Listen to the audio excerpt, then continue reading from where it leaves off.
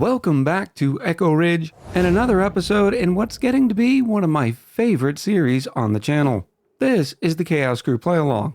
Today, we're going to be looking at 4 different colonies created by 4 different players, all on the exact same seed.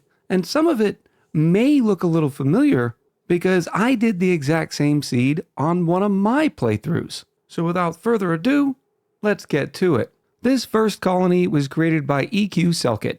It's called the Chaos Third Attempt. I mean, after all, 3 times is a charm, right? We're 1600 cycles through, and it looks like Selkit was playing it for about 165 hours. The first thing I can tell you I love about this colony is how it's not completely geometric.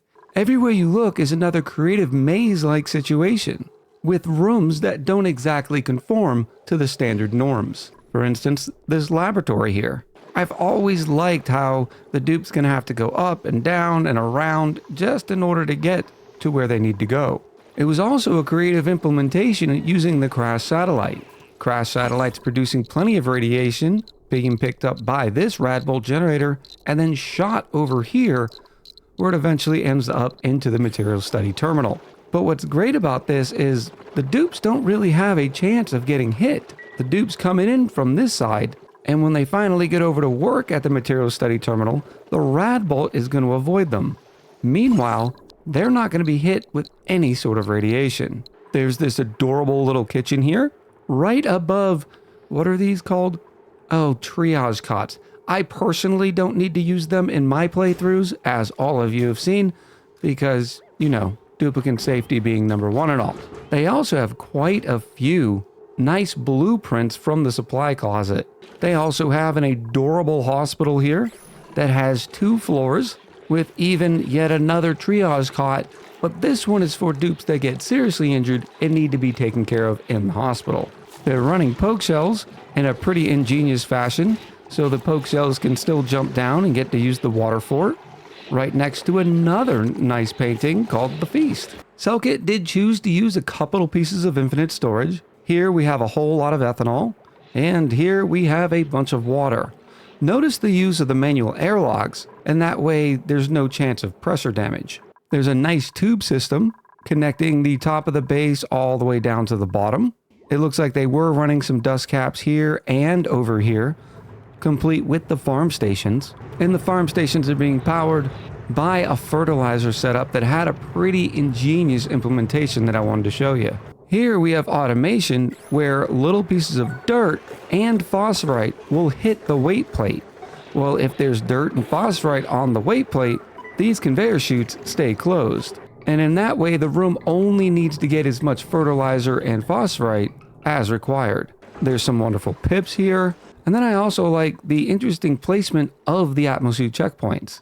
They don't get into atmosuits, at least on this side of the base, until they hit this point. And it's this kind of style I wish I was more comfortable with, because the colony itself is just gorgeous because of all the different ways that dupes have to go around to get to it. It may not be there for 100% efficiency, but definitely makes for an interesting design. All the metal was tamed to include the Gingernet volcano, aka the copper volcano, but we also have another design here with Goldilocks producing some gold, and even the iron volcano called the Iron Lady. There is a space program as well.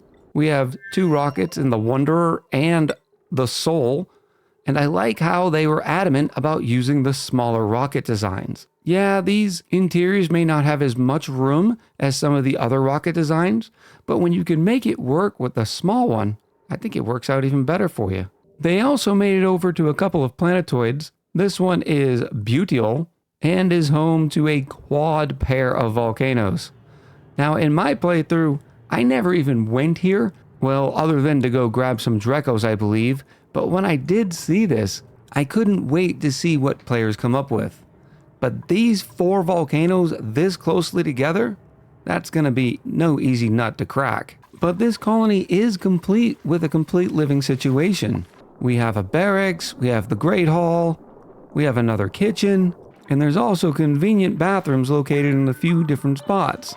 One over here, and one over here. Very convenient for the dupes. And then over here on the directly connected planetoid, they've done a lot of work to include an open air chlorine vent where they're growing some dash salt vines, and once again, another nice little living situation where it looks like they were lucky enough to unlock the bouncy castle beds. They also have an interesting open air sulfur geyser that just hits these metal tiles that are being cooled by using a polluted water cooling loop to ensure these metal tiles stay nice and cool so they can get the hardened sulfur.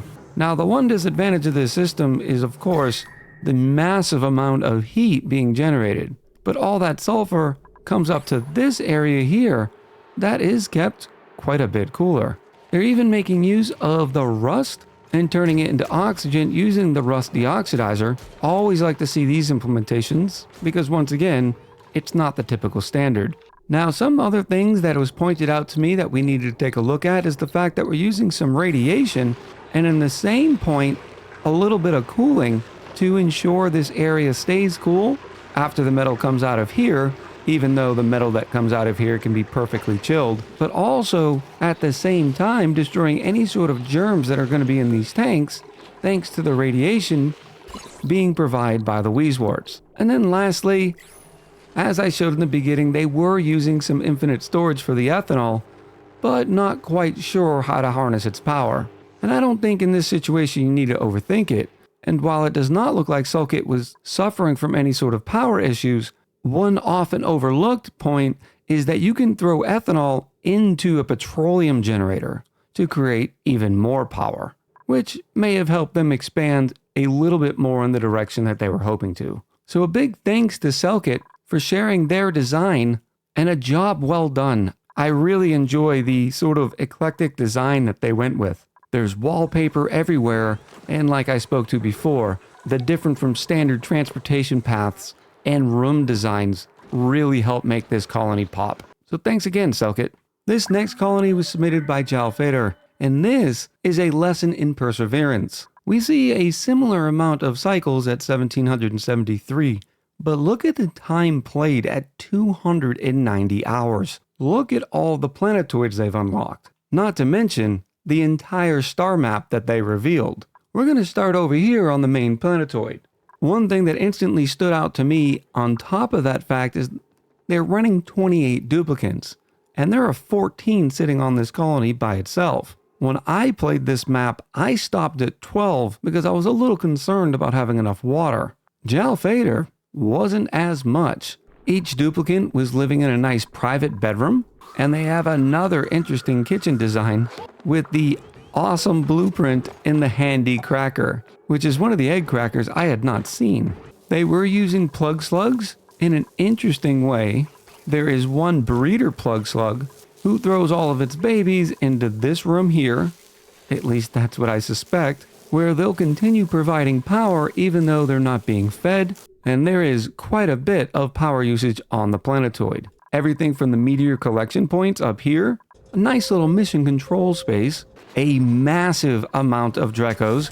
One thing I love to see is the fact that the Dreko farm was located out in the space biome, which is a great use of space and helps keep all that heat contained. They have standard Drekos eating some bomb lilies, and then the glossy Drekos eating the mealwood, with of course the mealwood having a cooling loop to make sure that they stay within temps. Speaking of which, that same cooling loop is massive and is responsible for keeping most of the base pretty chill. There's some other cooling loops here where they have a nice brine bath that's kept chill, which one cooling loop keeps one side cool and then the other cooling loop uses it to cool the remainder of the base. Thought this was a very interesting use of dueling cooling loops, I suppose. They did have access to a hydrogen engine, but I'm not quite sure how it was fed yet. As you can see, none of the fuel tanks are actually connected, so this could have been a holdover or a possible future implementation before they needed to submit the colony. Some nice power generation here with the natural gas generators and some hydrogen generators. They also tamed all the volcanoes here and are even making use of the chlorine gas vent once again to raise some dash salt vines, which is a great source for salt and sand. But as good as that colony was to look at, they weren't done. In fact, many of the planetoids have been tamed in one fashion or another, to include the fact that they were able to open the temporal tear. They even got their hands on the wonderful resin tree, where it looks like they were using the rocket method for transport. Once we had some resin, it was probably scooped up and brought wherever it needed to go. Another wonderful highlight was the fact that they started working with these 4 volcanoes. Now, this area here is a vacuum, and there's a little piece of magma here that prevents all the steam from transferring a massive amount of heat through this petroleum liquid lock. Also take note of all the geotuners. And this is the planetoid where they had the liquid oxygen and the liquid hydrogen production. So what they could have been using Blue Meebo for is a sort of gas station. Hence the reason over on the main planetoid, we didn't see any fuel here. Because, well, this is where they came to get all their fuel. And this planetoid itself, you could spend 20 minutes just looking at. For instance, look at this cool steam vent. It erupts at 190 degrees, thanks to all the aforementioned geotuners. And we're taking all that heat and pumping it into a bunch of steam turbines, and is where the colony is getting a majority of its power supply, save of course from some more natural gas generators. They also tamed an oil vent, and all the natural gas it was producing helped power all the natural gas generators. We also have a very interesting cooling solution here, with all the oxygen needed for the colony being cooled by nothing but wheezeworts. And incredibly, even though this is not even a connected planetoid, there's still a nature reserve, a bunch of private bedrooms, a great hall, a nice bathroom situation, and lots of little details like that to sink your teeth into, like another dual cooling chamber. I've never used these dual cooling chambers before.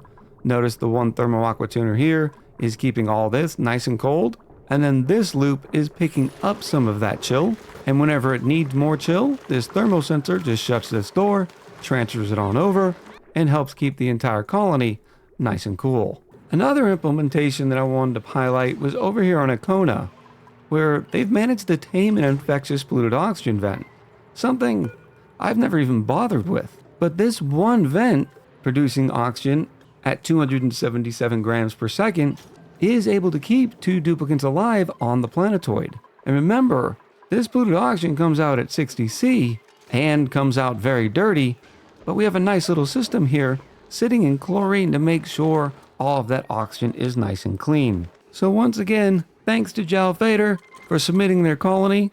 I appreciate the opportunity to get to see some of these interesting designs. This next playthrough is surely a gem, and it was submitted by Griffin.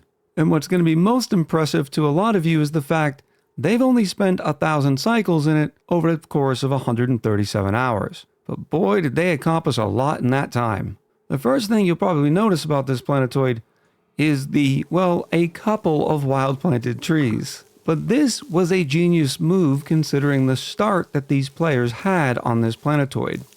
All of this lumber is going to be shipped all the way up here, where it's being fed to quite a few ethanol distillers. The ethanol distillers are producing ethanol to go into these petroleum generators, where we're getting quite a bit of excess polluted water. And when you go through the painstaking process of wild planting all of these trees, you get a lot of benefits. First, from the fact that you're going to get all that lumber to be able to provide power, but also the polluted water coming out of the petroleum generators. But you could have ran a whole mess load of pips to also provide some barbecue. Griffin went with a few alternative electrolyzer designs, where they're providing oxygen to the 9 duplicates currently living on this planetoid, and a whole lot of hydrogen. They also combined a couple of the volcanoes into one sauna, and this gave them the ability to not only tame the volcanoes to get all the metal they need, but also provide a little bit of extra power because of all the heat being generated inside the sauna. The rail system is ingenious as well. All the cobalt and gold come down here at the bottom, where it's picked up and thrown on this loop, where as much of the heat is drawn out of it. And then once it's finally depleted of all the heat that the steam turbines can make use of, it goes over into this debris chiller. They're also making great use of the Rex satellite over here, and all the radiation that it produces in a 2-fold system, which is very creative. Some of those rad bolts being generated are heading down to the Material Study Terminal. The rest are being sent to rad bolt engines for their space program. Speaking of a space program, isn't this rocket nice and tiny?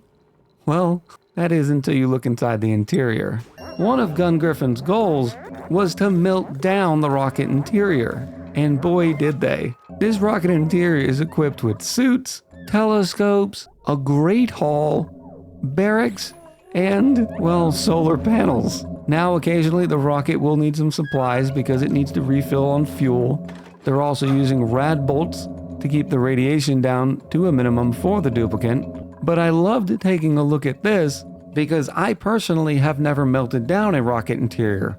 It's one of the things I want to do in the future, I just haven't gotten around to it. Next up is Arboreal, where you might have been thinking that they were done with their naturally planted stuff, but nope. We have a bunch of naturally planted bristle blossoms over here, and then over on this side, a bunch of naturally planted sleetweight, where you can probably guess is being used to produce a bunch of berry sludge. This planetoid is also able to support a bunch of duplicates, and is even shipping things off of the planetoid by using the interplanetary launching systems. I also like their use of solar panels. I had never thought of using solar panels underneath airflow tiles, and that way they still have access to the light, which of course is providing power for the majority of this planetoid. They also have more ethanol being used from the ethanol distillers and then being sent into a petroleum generator. Because of course this colony also has a bunch of naturally planted arbor trees. Arbor trees really are the gift that keeps on giving, and I highly recommend any new player to get comfortable with using them. Because as we've said before, not only can you feed pips for food from it, but the lumber being provided also helps provide a nice power supply. But no, that's not all.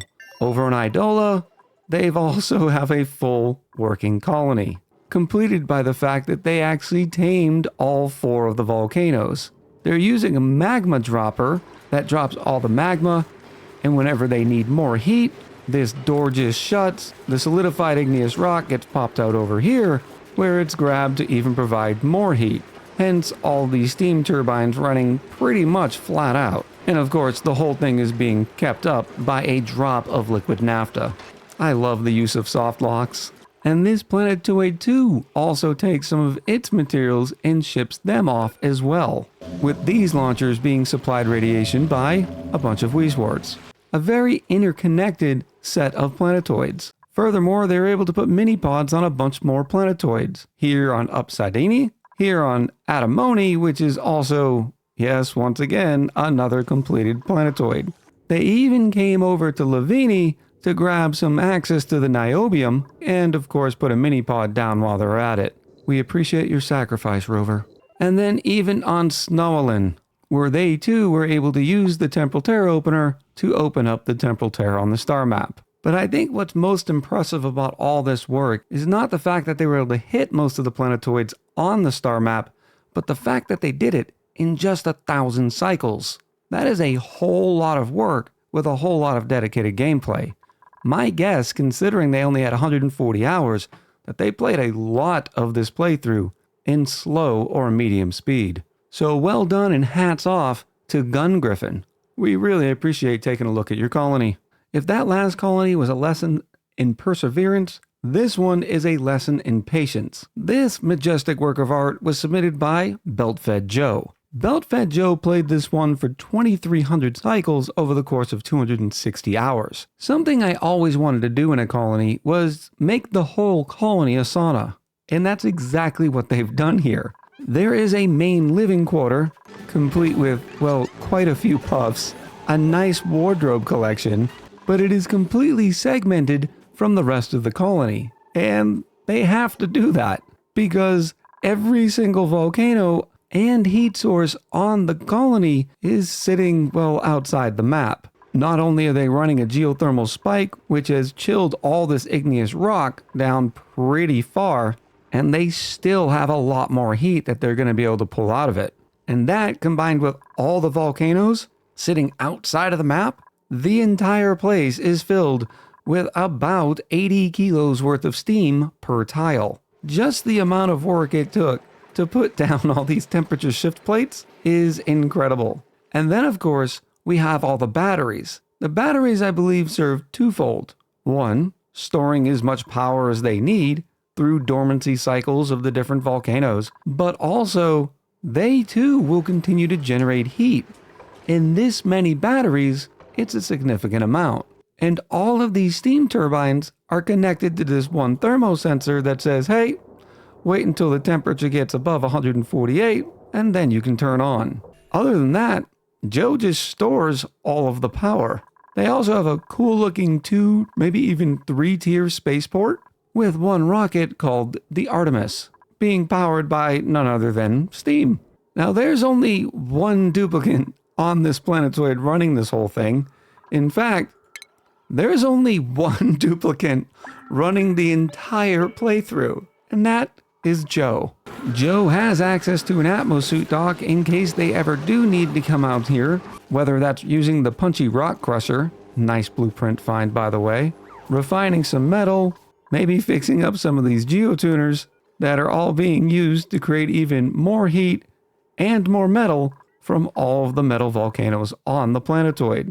And since Joe is a dupe unto themselves, they weren't able to do a lot on the star map, but that didn't preclude them from going over to Barcona. Barcona is the second planetoid, and you might be wondering why all these tiles are here. Well, this is a common method that people use when they're running less than powerful computers and want the playthrough to keep going. Because the game doesn't have to calculate as much with interacting gases, having the entire area filled with nothing but tiles sort of helps that process out. And while I'm sure Joe had some work at some time during this colony, I'm not quite sure where the other dupes went. I am told that they did try to do a methanol farm using some slicksters, but it didn't quite work out for them.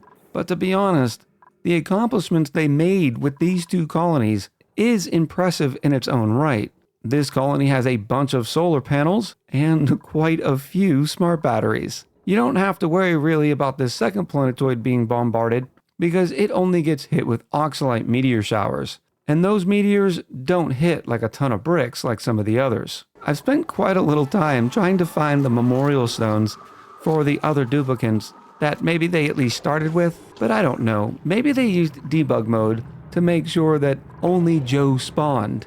And if Joe did this entire colony with just one duplicate, I'm even more impressed. But I wouldn't exactly doubt it. As you can see, Joe has a 38 morale requirement out of 56 that they're getting. And that's because, well, they can do just about everything. In fact, Joe is something of a super dupe. Not only did they start with mechatronics engineering, they're also a researcher, a builder, and a digger.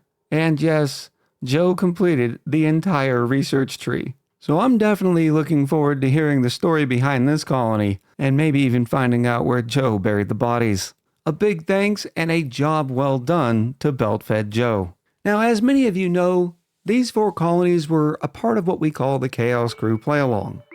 And what you're looking at right now is all the other submissions that we received, whether or not they wanted to be in the video or just wanted to show a screenshot for this Playalong. We do this every 3 months or so in a sort of multiplayer fashion. So people over in the Discord start the same seed and all play along together. They talk about their adventures and what they decided to do, and it sort of makes a single player game a little bit more interesting considering you have a whole community of people to talk about it with. Now, I'm suspecting that you're watching this video on a Friday or a Saturday. Well, if you're around, on Sunday, April 7th, during my live stream over on Twitch, we'll be announcing the next Chaos Crew seed.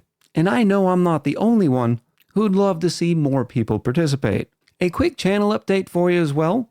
My video production over here on YouTube might slow down a little bit due to some family obligations and things going on in real life, but I'm going to be trying as hard as possible to stay as current as I can over on Twitch as well. If you're not a big fan of Twitch or seeing any live content, we also then post all those VODs over on my second YouTube channel, Echo Ridge Unabridged. And while I do plenty of just chatting, getting to know the community, and for the community to get to know me, many times people are kind enough to post a timestamp of when we start actual gameplay. So with all that being said, I hope you enjoyed this video and a look at 4 of our community members' amazing creations. We look forward to seeing you over in the Discord, and I'd also love to hear what you thought about these colonies down in the comments below.